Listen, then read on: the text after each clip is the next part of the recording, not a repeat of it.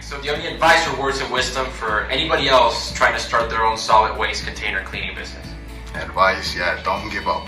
We did chase this business for about 3 years. We do own our own business down in PA, but it's something a little bit different that we wanted to do, and we did chase it until we got it, so don't give up.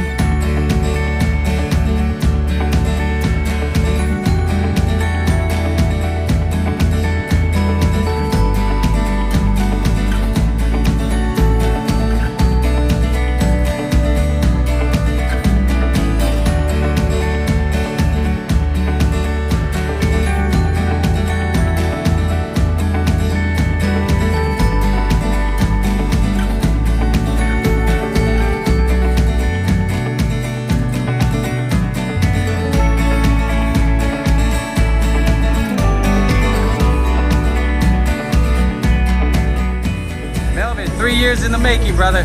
Years. Right? Time, bro. How you feel, man? Feel good. Are you pumped? Yeah, definitely. We don't have to overanalyze this, right? You're just going out there, you're talking to people, building relationships, Just get it done. and say, hey, I want to clean your trash cans. Let's get that money. That's it, brother. That's all you got to do, man.